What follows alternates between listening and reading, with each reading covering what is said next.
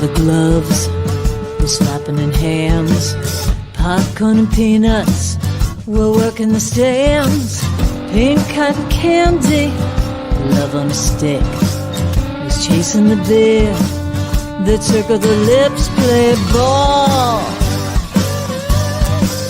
play ball. Blow up the faces and smack it right over the wall. Play ball.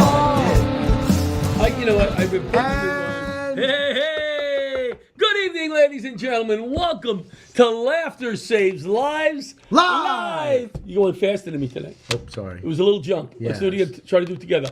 No, Laughter Saves Lives. No. And tonight's show is brought to us by Barasch and McGarry, lawyers for the 9/11 community. We got to do a better job of breaking. That's our sponsors. And LifeVac. LifeVac. Our LifeVac. Thank you, Artie. So we haven't done the show. We didn't do the show last week. Yeah. You know why? I was tired. So you just canceled the day. But you know, I was watching Mayor of Kingstown on the couch. Yeah. You know what I'm saying? I'm going, I got to go in. And, you know, when you were on, it wasn't like one of the cute, I usually have the female fill-in co-hosts. Yeah. It was you. So I'm going to come in. I'm going to see Richie. He's going to be like ADD in me the whole night, not listening to me. Yeah.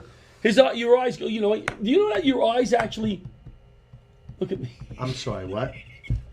Your eyes actually, like you're talking to me and your eyes actually physically wander away from me sometimes. No, you just like it's 30 seconds, you're like, I'm done. Better content. Well, I agree. I mean, in another minute, we're going to talk about you playing pickleball. No. We can go right into the pickleball. We can go right into the pickleball if you want. You don't have to. All right, we'll go into the pickleball. Here. The new pickleball season started. Yeah. So I know you're anxious to hear how we did. I want to know how you did. You know what? I don't think we've been. We came in the first place in the C division in the playoffs. Oh, wow. Yeah. I brought a ringer with me though. Who? I brought a ringer. This guy that was pretty good because we were playing really good teams. You sandbag it. He plays real lousy at the beginning. Then he brings in some heavy hitter. Some heavy hitter for the playoffs. He was on the roster. Yeah. He was on the roster. I went to my neurologist today. Oh, yes. Yeah, so you're neurologist. I went to my neurologist today to get my Vyvanse and my Adderall. Yeah, you know. Did I tell you the story the last time on the air that I was playing pickleball on the Vyvanse? I took the Vyvanse an hour before. I didn't intend on playing pickleball, and I'm down in the park. I'm playing with a retired firefighter. I met him once or twice down there, and I'm like, "Good shot, big guy! Boom, giddy up, nice shot!" And the guy comes up to me, and goes, "Are you on some drugs?" And in my head, I'm going, "I don't take drugs." I go, "No, bro, I'm not." And then I went home. I looked at Paula, and I go, "No, I was." She goes, "That's speed. What you're taking is speed. Yeah, of course you were on drugs." Yeah. And I almost got into an argument. I did get into an argument with a guy. Tell me if this was the guy was really good. Much better than I'll ever be. Much better than I'll ever be. Yeah. I hit a shot on his side. Now, I can't see whether it hit the line or not. I go, "Bro, is that in or out?" And his partner goes, "I didn't see it." So I go to him, "Is it in or out?" And he's really good. I go, "Is it in or out?"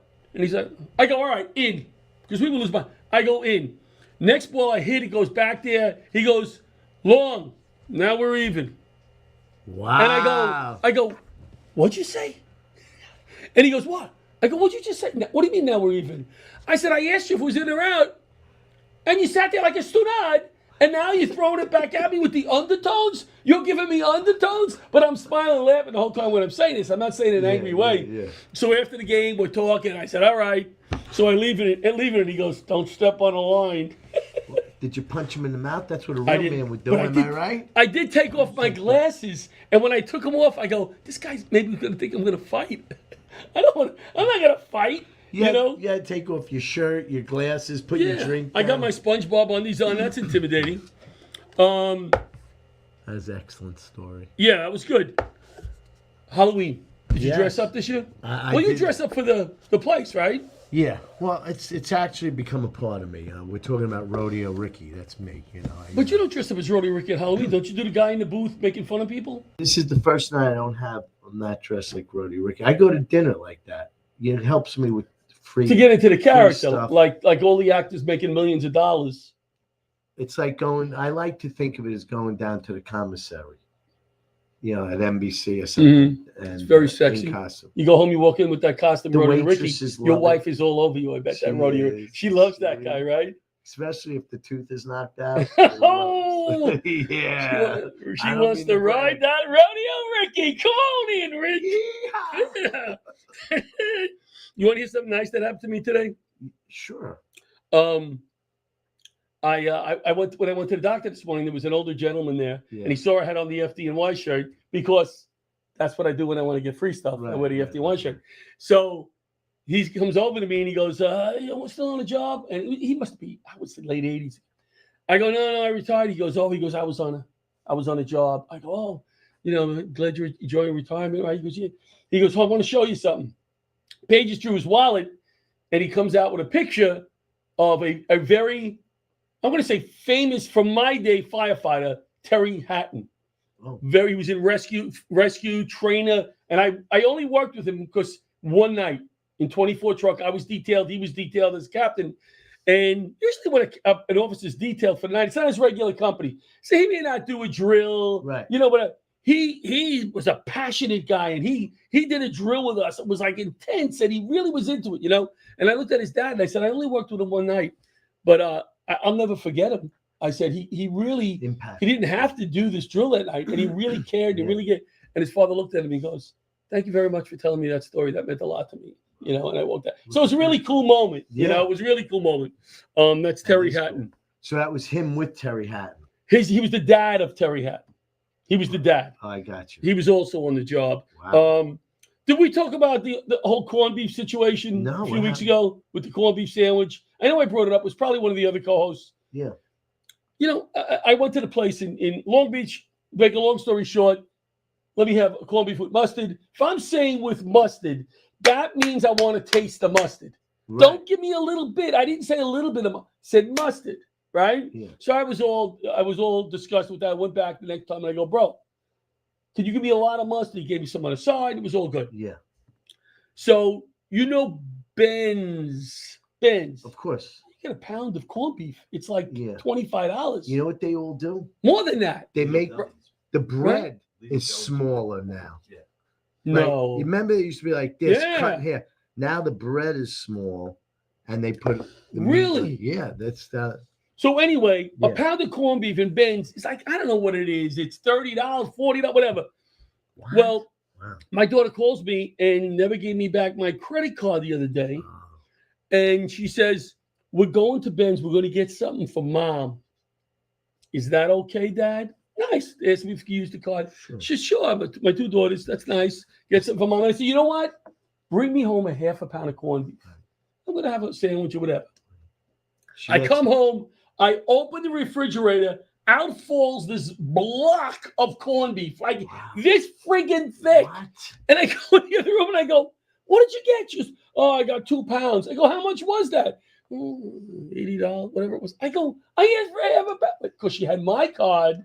Whatever. Give me 2 pounds. It's like a slab of brisket. I ate it in 2 days. I ate it in 2 days. Really? Breakfast. How do you cut that? How do you cut it thin? It is cut. When you get it at Ben's, it's cut already. When you get this much? Oh, no, it's cut already. It's cut. You got to get it cut. That's why the place in Long Beach actually had it shredded on the sandwich, not cut into pieces. I can't talk about that place anymore. I can't talk about that place anymore. Nice day out. Gorgeous. Nice day out today. Yeah, it was beautiful. I am crazy if I'm in the house if the weather is nice. Like I cannot sit at my desk. Get out. Yeah. Or at least if I work out in the morning, because you could tell I work out. Right. Now, Johnny L's out there. Workout? What, 5 o'clock? If other than pickleball Monday nights, because that's 8 o'clock league. Once I get out there, I wake up. I'm playing till 10 o'clock. I'm even hanging out late sometimes. But if I don't work out in the morning, probably not going to work out. So I try to work out in the morning. Even if it's, I always say my old man workout 12,000 steps. If it's nothing else that day, I try to do 12. But I got weights. I got 2 10-pound weights in the back of the car. I go to the supermarket, get out of the car. I'm punching there for 10 minutes. I'm doing this. Go to the supermarket. Get out of there, go to the bank, pull up for the bank, punch out. I'm nuts. I'm nuts. But I just need to, it's nice It when doesn't come easy. No, and the lady, I feel good in the supermarket. The ladies are whistling, pinching. I don't want to disappoint them. You know what I'm saying? Yeah. I told you about the 80-year-old lady in the supermarket the other day. What'd she do? She was sitting behind me. I was at the register. Just sit and he goes. I was at the register and here behind me. And I turned around and I go, excuse me. She goes, nice legs. Whoa. Yeah. Thank you, ma'am. I work hard on those. Yeah. Thank you very much. She's nice. Guy in seafood department with the crabs. Well, what did you? Well, listen, we got 30 seconds. Yeah. What did you want to talk about? Oh, I have nothing at this point. Nothing. Well, I had a whole lot went on this week. I had so much go on this week. Yeah. Nobody wants to. What are you going to see? You're not coming to the show. Do you know? I have when I print out here it is. John LaRocchia, Rich Walker. Right. Co-host, host. This is a template. Yeah. I used to have your name there. Now it's blank because there's so many times you're not here. Right. I have to have like attractive young co-hosts when you're not here. It's painful. I don't know why everything I have falls on Wednesdays. I don't know, because if you remember when we used to do the show on Tuesday, and you said I can't do Tuesdays, so we moved the whole show to Wednesday. Right. And now your wife says, "Oh, what do you want to go to a play? Yeah, let's go to Wednesday, honey." For some odd reason, after I joined the show, my career took off. You understand? And that's why I'm booked every Wednesday. Oh, is that what it is? All you need to do is do the show once. Watch Exposure tonight. Exposure. You're going to get so much work. You'll get so much work. We got a studio audience here tonight. Yeah. We got one comic in the studio audience here looking at us, trying to find a way out. So you reminded me of something. I saw a funny meme. Let's go. First commercial. Yeah. I saw a funny meme. Yes. And then we'll go to commercial. You were talking about being at the deli. And the meme was a woman at a bagel store. Did you see this? She goes, no. I want to buy a bagel with cream cheese. Right. And the clerk says, sorry, we only take cash. I thought that was great. Oh, okay. That is cute. I'll give it to my father. He liked to tell us jokes. I want to buy a bagel with cream cheese. Don't repeat. And the clerk says, he goes, sorry, we only take cash. I like that. That's a good joke for the grandchildren. And we're not going to do the whole pickleball segment. We went 2 and 3. We had very tough teams this week. They moved us up in a division. I told them not to, and we held our own. Yeah. But we do a team picture in pickleball. Yes, every year. Let me Bobby, see show us that team picture. Oh, this was Olivia LaRocchia's idea, not mine. Show us that team picture we have from pickleball this week. She has the paddle on me, and she's doing CPR. Wow. With the paddle. Wow. Everybody does this with the picture. Look at us. Unique, fun. We're going to go to our first commercial break, and we'll be back with Jenny Gold, award-winning writer, director, yada, yada, yada. She's everything. She's everything. We'll be right back.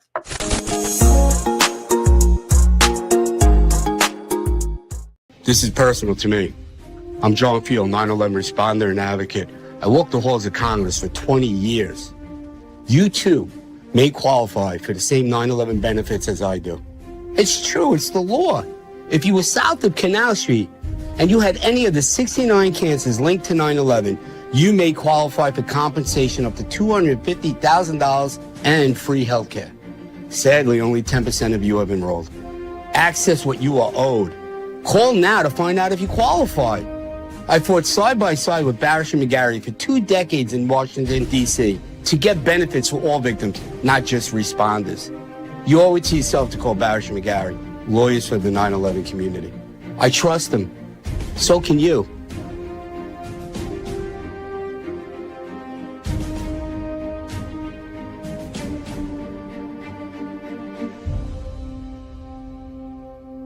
I got a cup.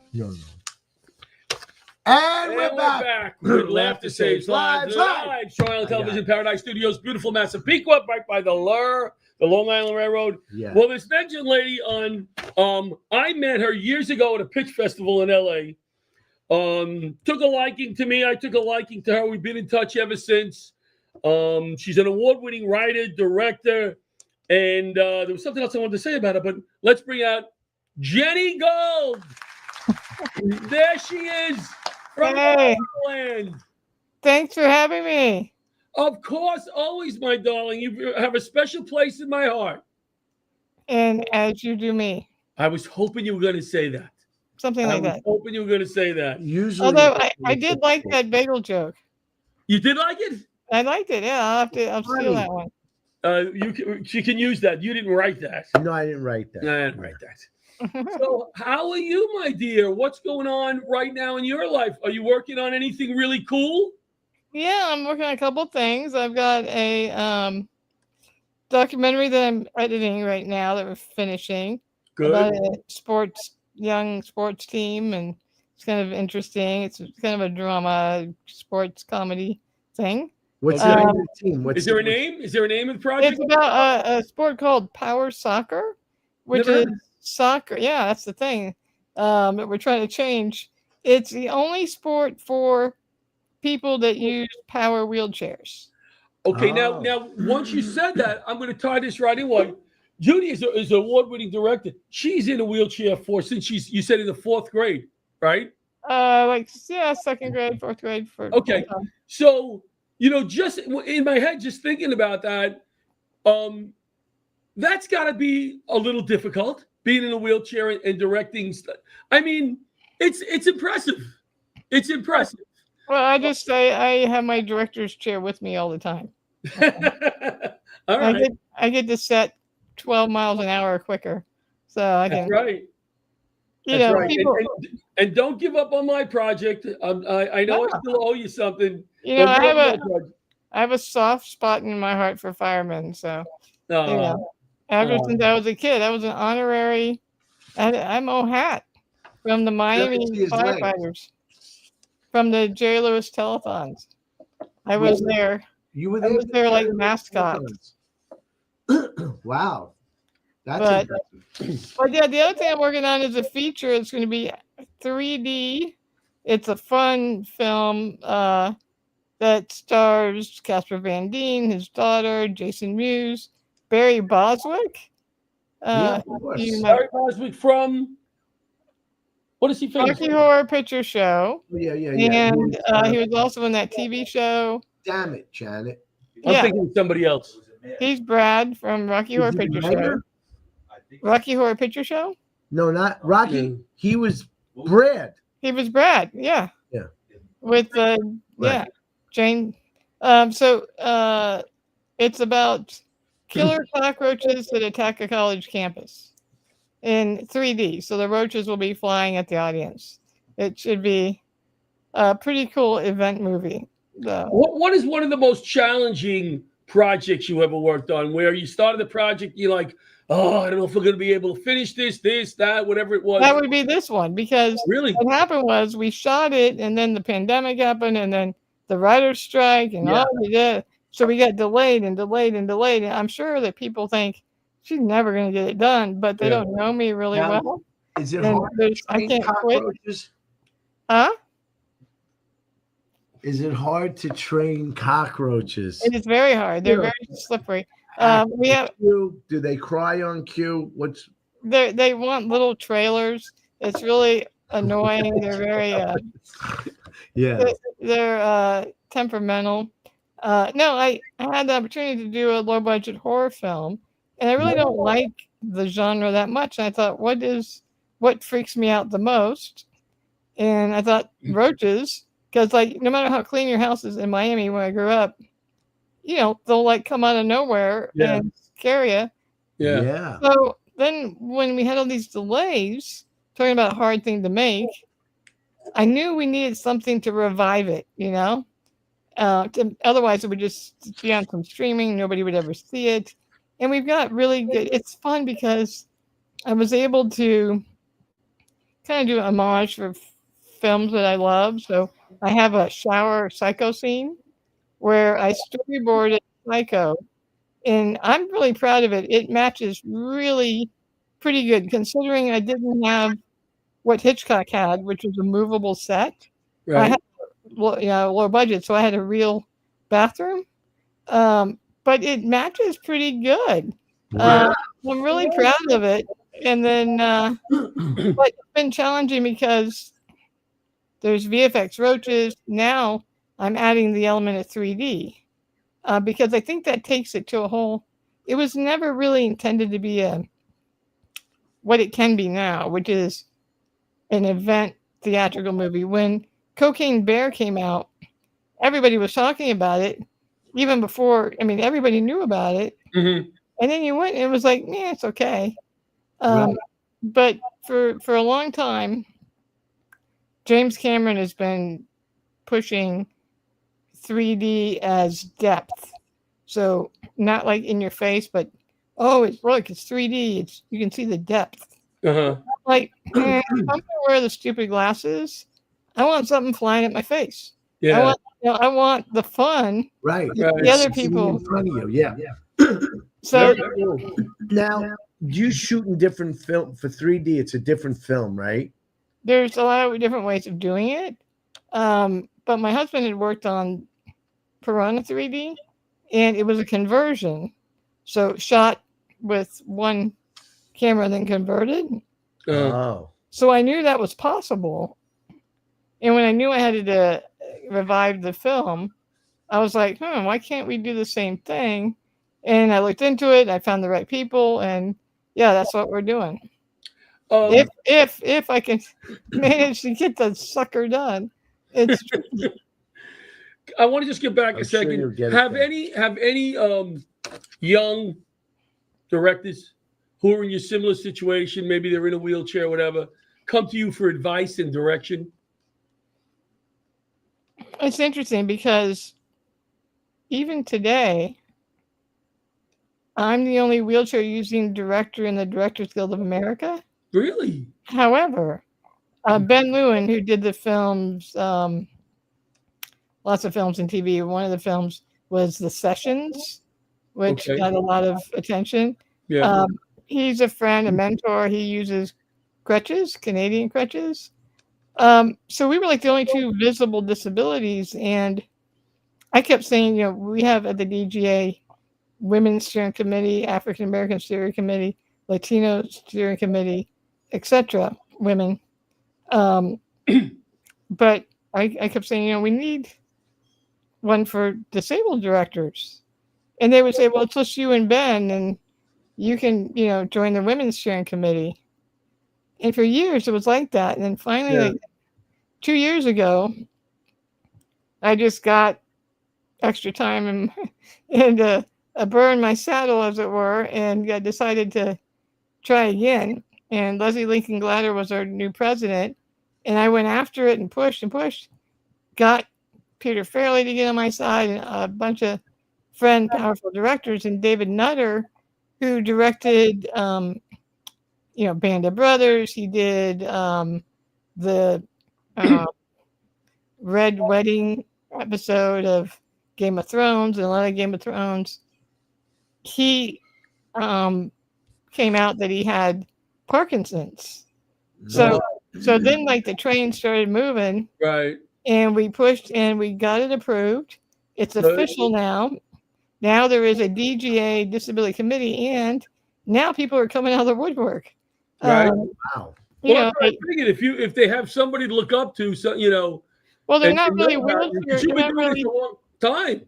They're not really wheelchair users. The people that are coming out, they're members who like had a bad back but didn't want to tell anybody, or they had sight in one eye, but they knew that if they let it out, they wouldn't get hired. Well, now there's a safe place for them to get information and whatnot, and there's new younger people coming in, which is why I kind of wanted to do it, so that some director in a wheelchair at some film it opens up the doors for a lot of people. Yeah. What do you have behind you? What is your backdrop there?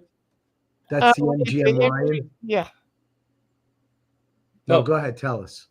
It's the MGM Lion. It's a cool backdrop. It's a really cool backdrop. Yeah. I like it.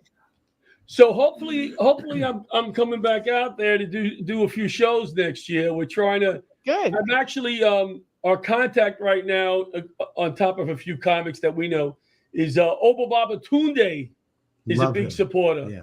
Of Laughter Saves Lives, and he's been on the show probably more than anybody. Right? He's been on about 5 times. He's the best. He's the best. What a nice guy. What a nice guy. Cool. So hopefully we'll see you when we get out there. Bobby, do we have anybody in the waiting room? All right. All right. So what we're going to do, Jenny, is could you hang out and we'll go to commercial and then we'll come back and we'll see where we're at. All right, sure. All right, thanks. All right, we'll be right back.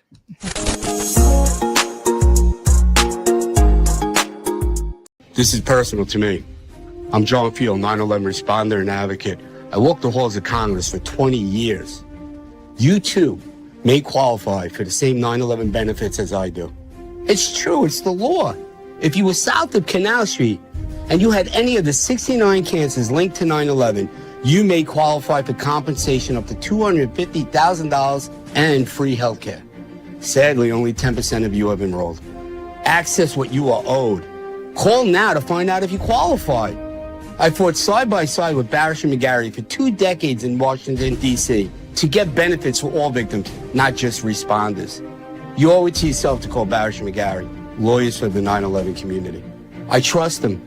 So can you.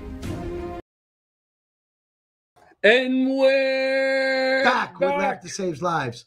Live. Jenny. Well, we're just going to say goodbye to Jenny. All right. So our next guest did sign You in. guys say goodbye, Jenny. Yeah. Yeah. Thank you for hanging out. Thank you for doing it. I will be in touch and keep up the great work. We look forward to seeing some of your Jenny. projects. Nice Jenny. meeting you. Nice meeting you too. Thanks, guys. All Thank right. you, Jenny, for taking the time. What a sweetheart. I want to see the What is cockroach movie. All right. Our next guest. You want to see the cockroach movie? Yeah. Our next guest.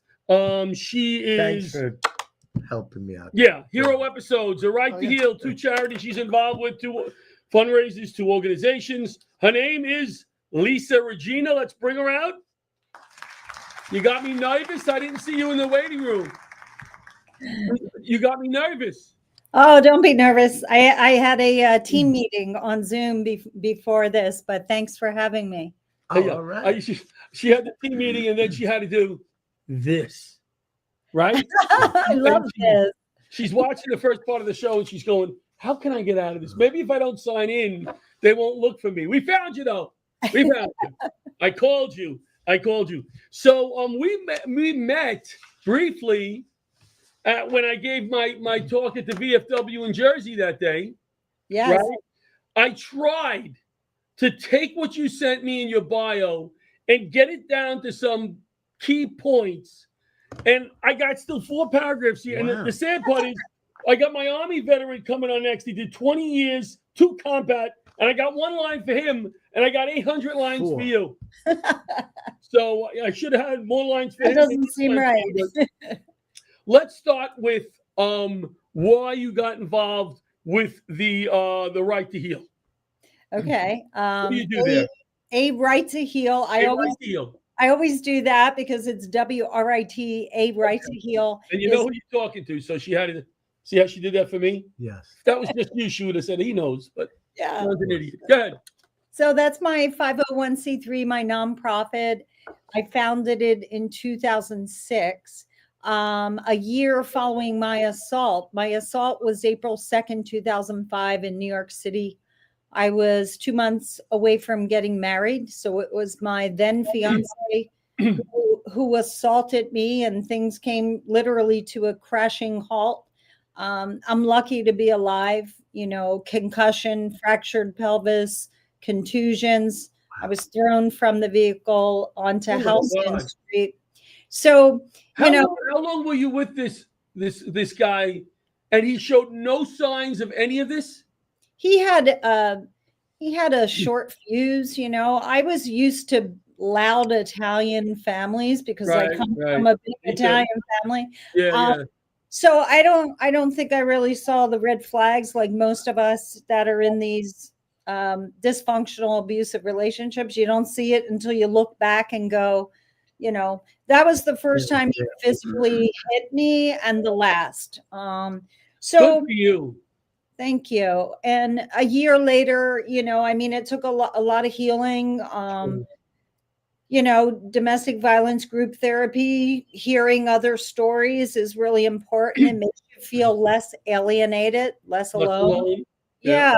And it also gave me a reason to kind of get out of my own way and help others. And that became empowering and healing.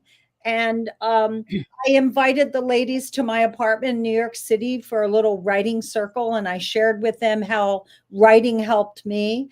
It really became part of my healing, a big part of it. I always like to write. I went to NYU for film production, screenwriting. So I was always doing writing anyway. It was a part of my life. I'm a terrible writer. My kids, with my Facebook posts, that's simple. My son will call me and go, Dad, would you freaking check the spelling? So I'm a terrible writer. Right. I don't even want to accept an email from him. Yeah, but I don't that bad. Yeah. So I'm sorry. Go ahead. No, but this writing, it's not about grammar. It's not about being perfect. It's about purging the pain, getting it out, just get it out. And that could be healing in itself. Absolutely. So, yeah. So then that was 2006, and I continued to do that. And my advocacy work opened up to veterans, first responders, and their families when I met retired Army Captain Leslie Nicole Smith. She's a Gary Sinise ambassador. I met her in 2012, and she took one of my acting workshops in New York City. It was on her bucket list. And the significance of this is she's legally blind and she's an amputee as a result of serving in the Army. What an inspiration. Oh, my God. Are you still doing the acting classes? Because I know there's some comics out there who really could use some acting help. They're not really that good an actor.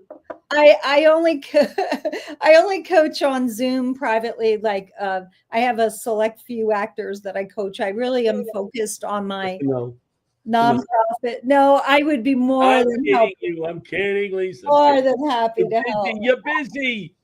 You're doing things out there. Well, running a nonprofit is a full-time job. It really is, But I know. So I mean, but you have to enjoy it. You have to love it.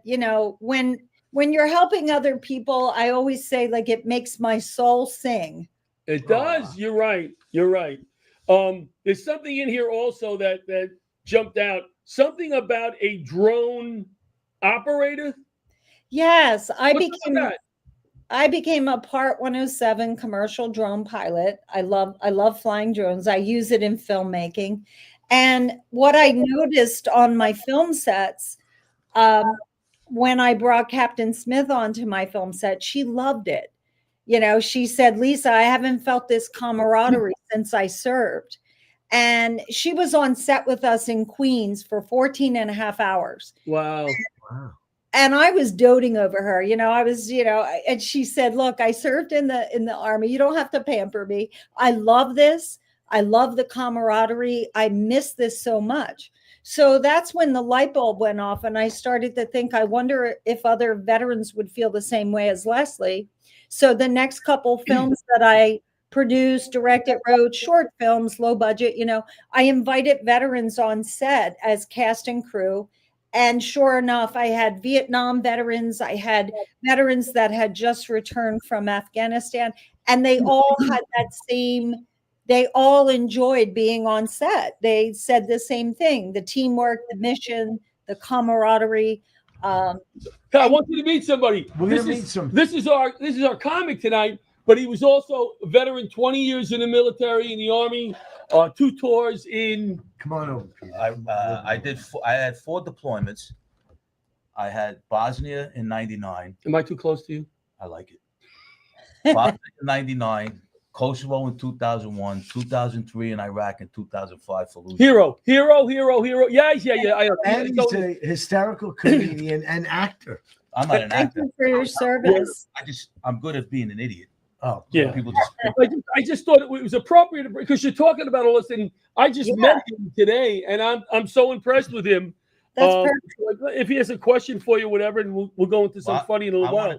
Good. No, first, I don't want to dwell on what happened to you, but I have no respect for any man that acts like that. And there's no we all excuse. Have daughters. We have. I don't care. You're right. We all come from Italian families, yelling and screaming all day long. Yep. But I don't know if the guy saw me, when I heard what you said, what he did. He gasped. I not only gasped, but my heart, I wanted to go back in time and go beat the crap out of that guy for doing that to anyone. Yeah. But anyway, I'm so sorry you had to go through that. yeah. But So anyway, sorry. No, I appreciate that, and I totally agree. You know, he was about 290. You know, big guy. You know, and I'm like, you know, a size, you know, 110, 115, and it's very cowardly. You're right, and it's you know, I think God had a purpose for me, and without a doubt, why I survived. And I was, you know, it was easy for me to become an advocate because I had always been involved in the arts, and that was part of my nature, you know. Yep. But thank you. And I think, you know, the reward, as you know, when you help people and you see how happy it makes them, you know, I say it makes my soul sing, because it really does. And Richard does that for me, right? It makes me very, like, sometimes, right? He'll do. Sometimes he'll call me and he'll go, I can't be on that comedy show, and immediately it lifts me up knowing that the show will be better because Richie's. For instance, I'm on this show here with him. Are you? Well, because I'm the only other co-host that allows him to just go. Hasn't stopped. He doesn't even come up for air. So that's why I'm so good at what I do. I'm like the Bud Abbott. Yeah. Right. You're straight. Tell us about your other project here, the heroic. Where is it? I'm losing my heroic episodes. Heroic episodes. I spent 12 and a half years interviewing military men and women, all branches of wars, all service, you know, all branches of service, all wars, and veterans, first responders, and their families. So for 12 and a half years, I would interview them and document the interviews to do research and to learn more about their lives and, you know, what it's like transitioning home and what are the challenges, but also the inspirational stories like Captain Smith, my dear friend. I was very inspired by her. You know, as I was saying, she served in Bosnia. She was exposed to a chemical agent and lost her sight and her leg, almost lost her life. Yeah. So I just thought, wow, you know, there's so many inspirational stories. Let me do my research. And then I started adapting those stories to a TV series, an episodic, because there's so many stories. They're vast. And I feel like the only platform that can hold all those stories would be a TV series. Yeah. And then I met Joe Mantegna through a good friend of mine, Ronnie Marmo. Ronnie Marmo's you're dropping the names there, lady. You're dropping them tonight. I dropped these two guys' names. That's it. That's what I can drop. Two nobodies. Well, no. One. You know, it's really definitely a nobody. You know, it's really cool and really amazing. Like my friend Ronnie Marmo, great actor. He has a one-man show. I'm not a comedian. I'm Lenny Bruce. If you ever get a chance to see his show, I heard about it. He embodies Lenny Bruce. He's amazing. So Ronnie introduced me to Joe Mantegna. Unbeknownst to me, I didn't even realize Joe Mantegna was close with Gary Sinise and a Gary Sinise ambassador. And then it came full circle because he knew my friend Captain Smith, Leslie. Wow. So when I met him, he's like, "Oh, I know Leslie. We love her," you know. So it was God's plan. It was meant to be. We were all meant to be. Joe is Italian. It's Joe Mantegna's great. Fantastic. You know, he does every year. Him and Gary, they do the concert on Memorial Day in Washington. Lieutenant Dan Band? Yeah. No. They do a concert and they bring. It's a concert like the Army band is playing. Oh, okay. And then they do stories. Actors come on and it's they do stories about like a veteran that was wounded. You know, and an actor plays the part, like speaks the part. And Gary and Joe are always on that. Yes. It's Joe is PBS Memorial Special. They do it every year. Wow, that's amazing. Oh, you hear what just happened? He spoke already more than you did the whole show. Yeah. I mean, because this is very interesting. This is a connection right here. Yes. So I don't want to interrupt that. Is Heroic episode still on anywhere we could see it? It's in development, which means we still have to raise the money. And the reason why we want to do it through crowdfunding, we want to keep it independent so we can keep our promise to employ veterans, to spotlight nonprofit organizations and veteran-owned businesses in every episode. Love it. To honor our fallen, you know. Right. So that's why we're like going to do fundraising to raise the money ourselves, produce the first season ourselves. Mm-hmm. Our promise. And then I think it'll take off from there big time. I love the idea. Yeah. I love the idea. We have another one right here, stories for you. Yeah, I would love to connect with you, and if you're open to being interviewed by me and talk. Absolutely. Could I tell you something, Lisa? You talk about right for healing. When I started realizing I had issues, I started seeing someone, and they said, "Why don't you write out, your things or your, and I started doing that. Mm-hmm. And it was it's so true that when you write it out, you're actually speaking. This is just my own opinion. I don't know if that's the way you feel about it. So you're writing it, right? And then it's cathartic. What's the word? Cathartic. I'm cathartic. Thank you. Yeah, I'm a product of City Public School. I would have spelled it on Facebook. CATOL. So when you write it out, it does. It's healing, and So if you absolutely, I would love to. It is, and when I first started my nonprofit, A Right to Heal, I hadn't met Captain Smith, so I was working with mostly women who were in bad situations, and I took their stories and adapted them to stage monologues. And then we had the real women sit in the audience with advocates from different organizations. Oh, great. We had the actors bring their monologues to life. And by doing that, the person whose real story was up on stage, it gave them that distance as an audience member to look at their life. Right. And it was a different angle. Yeah. Yeah, it was really healing, and it really helped them. It was amazing. Love it. Love it. You're doing good stuff out there, my dear. Beautiful. Doing good work. Anything else you're working on here? I'm looking here. Just raising. How do we find you if people want to support you and your projects? Oh, crowdfunding. Yeah. HeroicEpisodes.org. That's the best way to find me. HeroicEpisodes.org. We have a donate page there. We're also going to launch an online fundraiser, another platform, but HeroicEpisodes.org, or you can email me, Lisa@HeroicEpisodes.org. All right, because Richie's been playing Rodeo Ricky at White Post Farms. He's got some deep pockets right now. I'm sure you want to throw a few bucks our way for the show. Absolutely. I have a question, another question. Yes, we have go ahead. Says she's been an acting coach for 35 years. Right. Did she start when she was 2? Look at you with the Italian. Look at that. Hey, 35 years. When was she 2 when you started? 2 when you started? I like that. Well, I do have readers, so Don't we all? I have one in every room of my house on every. I got 4 in my car alone. You know what? Why don't you watch the rest of the show if you can hang out? I would love We're just going to do some silly stuff now, try to make people smile, laugh. Nice. And we're going to be right back. We're going to, now here's what we're doing from now on, all right? This commercial break, we're going to talk about, hey, if you want to book a show with Laughter Saves Lives. Okay, good.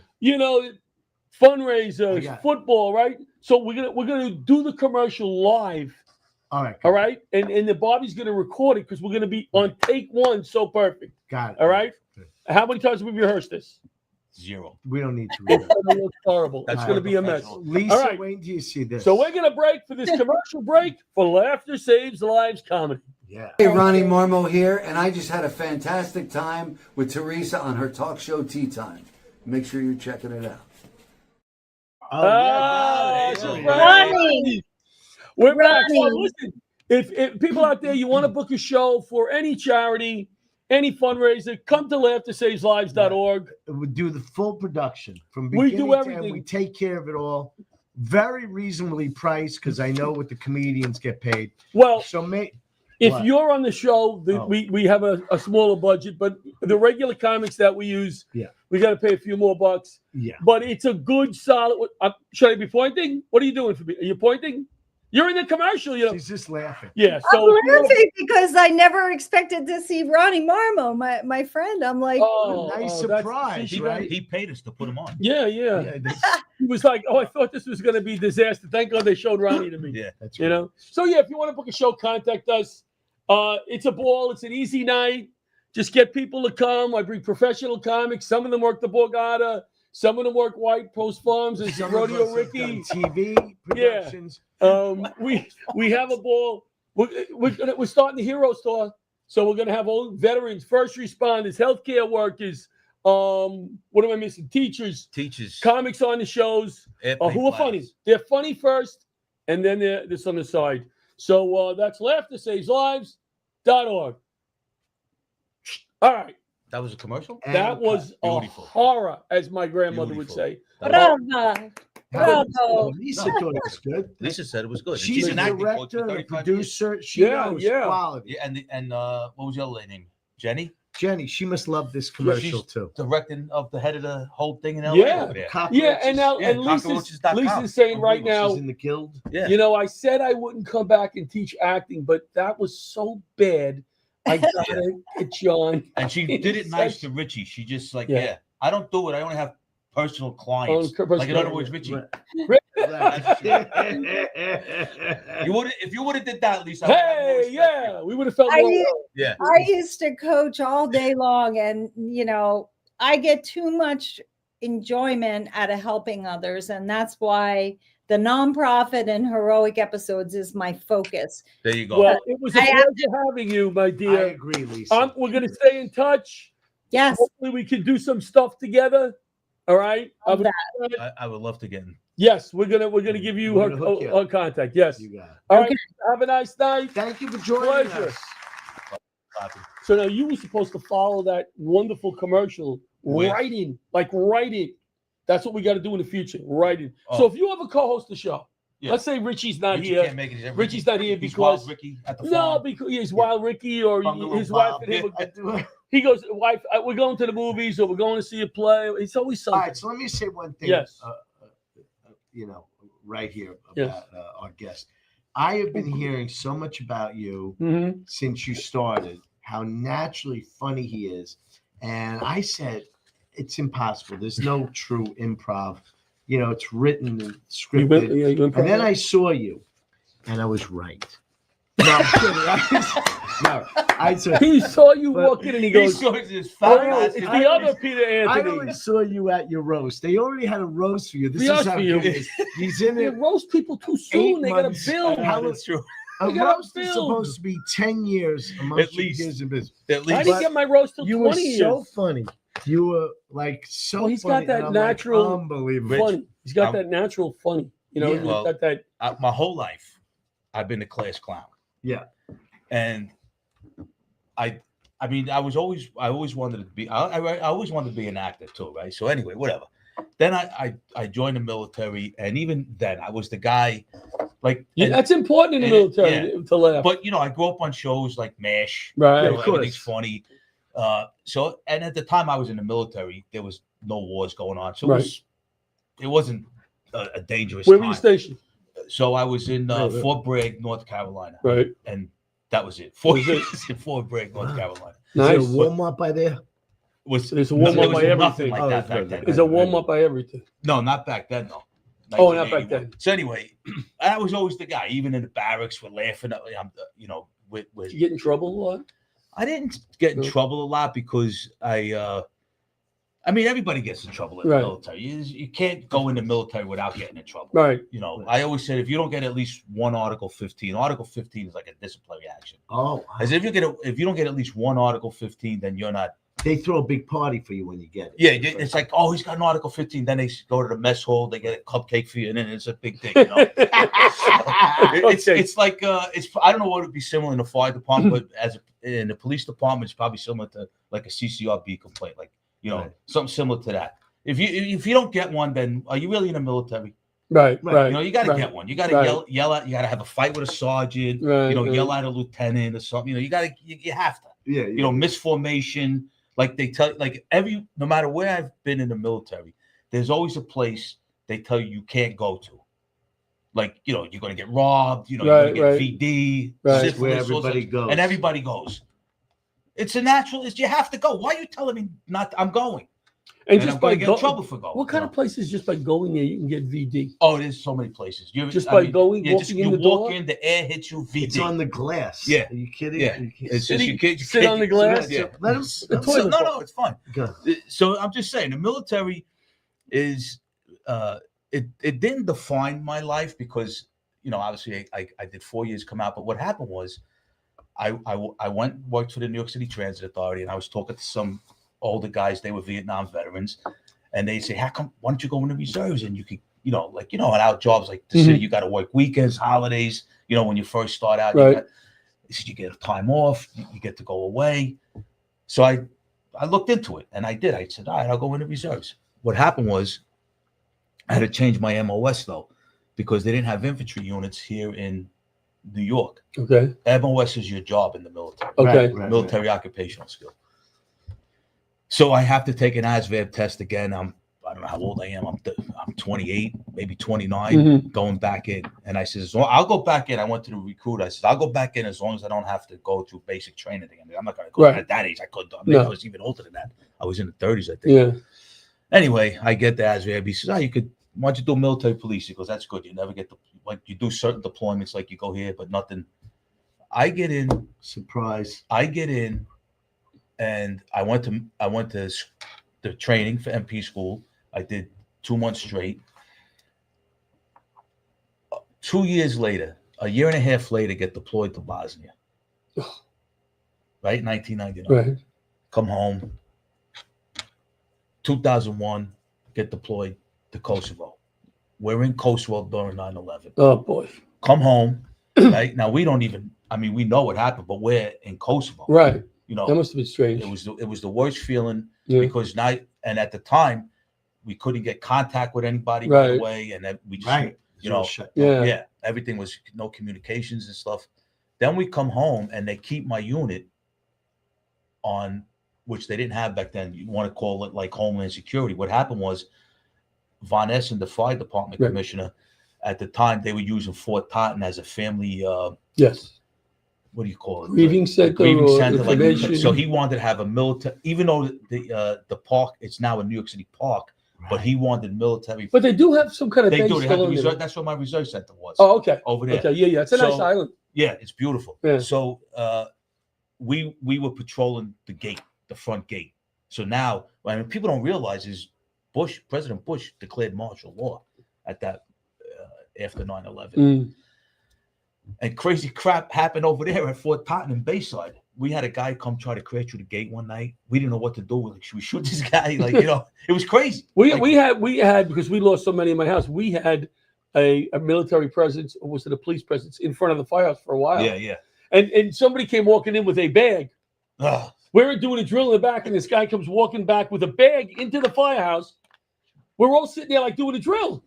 And we all turn around, and he says, "We go, nobody we're dead. Him? We're dead. No, we go, we're dead." This guy, and he puts it down, and he says, "Can I?" He goes, "Can I sing a song for you?" No way, really. Takes out a tape recorder, and he starts singing, "You're not alone." Oh wow! And he repeats it 45. You're not alone. I would have punched him. And it was like a running, but it was a running. Yeah, it was good because we had a laugh. He made it was a laugh. Yeah. But that he can walk in with his bag. People, you know what it is. You know, like people try. Yeah, they want to help. Oh yeah, any way they can. And you know what it is like, and everybody, you know, we understand the fire department was obviously affected 343 men and women, but so everyone, and I don't mean this to downplay what happened to the FDN. No, everybody was somebody. I have a story. A friend of mine. We got a minute. Yeah. We got a minute. Go ahead. No. A friend of mine that day, he was working, and he had a client he had to meet, and the client is lost, and he calls him up on the phone. He says, "All right." He goes, "Where's the?" He goes, "How do you not see it? It's the it's the Twin Tower. Look up." You know. Yeah. Wow. So my friend says, "Where are you?" He says, "Where are you?" He says, "I'll come down and get the freaking plane." See, so many stories like that. So many stories. How crazy! Like my friend to this day, because obviously now you know what happened, and then people started. He has, You know, people think PTSD is just for like combat veterans. No. Anybody, like I'm sure Yeah. Lisa, somebody like Lisa has it, right? She has PTSD, you know, from that, because he said, look at this, almost everybody in his office and people jumping out of the windows and stuff. Just you know, wait, hold, we gotta I'll tell you after. We gotta go. But you're fascinating. Where can we find you? You don't have a website. No, said, I you know what it is? I'm too lazy to put it up. People tell me this all the time. You want a website? Peter Anthony 1331. I'm on Instagram. All right. Do you want a website? Peter Anthony 1331. I'll get Jonathan to make him a website. We'll talk about it afterwards. All right. All right. We're going to be back next week. I'll have my guests probably half hour again before the show goes on the air. And thank you for joining in. Thank you to our guests, Lisa and Jenny and Peter and Richie. Always thank you for putting up with me, my brother. We'll see you next week on. You can join in. Laughter Saves Lives. Live. See you then. Beautiful.